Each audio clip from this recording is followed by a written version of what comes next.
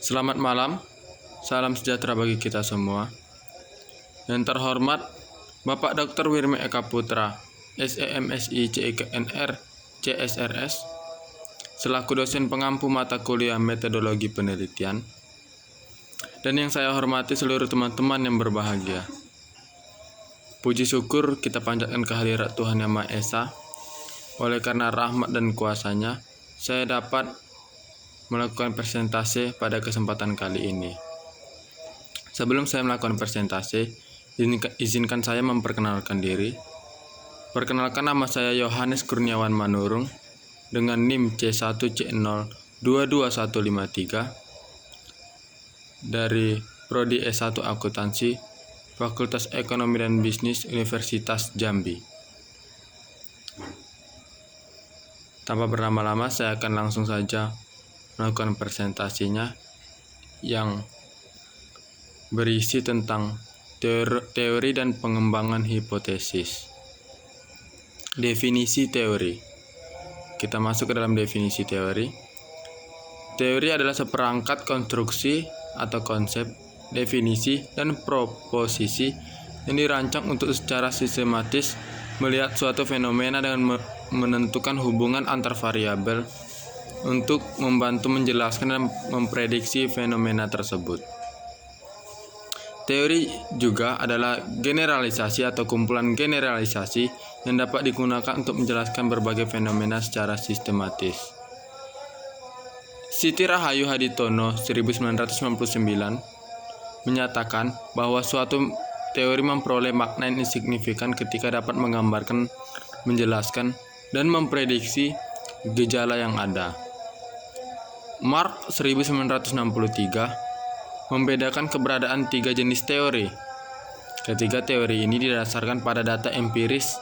Antara lain, kita dapat membedakan antara yang pertama, ada teori deduktif untuk memberikan informasi berdasarkan asumsi atau spekulasi tentang data yang dideskripsikan.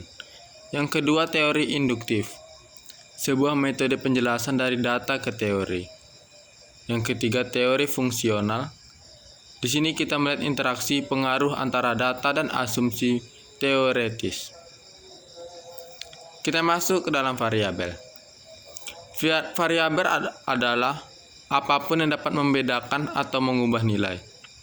Menilai dapat berbeda pada berbagai waktu untuk objek atau orang yang sama, atau pada waktu yang sama untuk objek atau orang yang berbeda. Contoh variabel adalah unit produksi, absensi, dan motivasi. Ada 4 jenis variabel utama, yaitu yang pertama variabel terikat atau dependent variable, yang disebut juga variabel kriteria. Yang kedua, variabel bebas, disebut juga variabel prediktor. Yang ketiga, ada variabel moderator atau moderating variable. Yang keempat, variabel perantara, investing variable. Kemudian kita masuk dalam kerangka teoritis. Kerangka teoritis merupakan sebuah fondasi di mana seluruh proyek penelitian didasarkan. Kerangka teoritis adalah jaringan asosiasi yang disusun, dijelaskan, dan dielaborasi secara logis antar variabel yang dianggap relevan pada situasi masalah dan identifikasi melalui proses seperti wawancara, pengamatan, dan survei literatur. Pengalaman dan intuisi juga berperan dalam menyusun kerangka teoritis. Proses membuat kerangka teoritis termasuk yang pertama, memperkenalkan definisi dari konsep atau variabel dalam model. Yang kedua, mengembangkan model konseptual yang memberikan representasi deskriptif dari teori tersebut. Yang ketiga, menyatakan teori yang memberikan penjelasan untuk hubungan antar variabel dalam model. Kita masuk ke dalam komponen kerangka teoritis. Adapun komponen-komponen dari kerangka teoritis adalah sebagai berikut. Yang pertama, variabel-variabel relevan yang didefinisikan secara jelas. Variabel-variabel dalam kerangka teoritis harus didefinisikan secara jelas. Yang kedua, model konseptual sebagai sarana untuk mendeskripsikan hubungan antar variabel. Model konseptual membantu dalam menjelaskan korelasi satu variabel dengan variabel yang lainnya. Yang ketiga, penjelasan yang jelas tentang mengapa hubungan tersebut ada. Penjelasan tersebut harus memuat seluruh korelasi yang penting antar variabel yang ada. Kemudian kita lanjut kepada penyusunan hipotesis. Hipotesis berasal dari kata hypo yang berarti sebelum, dan tesis yang berarti pernyataan atau pendapat. Jadi hipotesis itu dapat didefinisikan sebagai jawaban sementara yang kebenarannya masih harus diuji, atau rangkuman teoritis yang diperoleh dari tinjauan pustaka. Kemudian ada definisi hipotesis menurut para ahli. Ada beberapa, ada 4. Yang pertama dari James E. Gregson.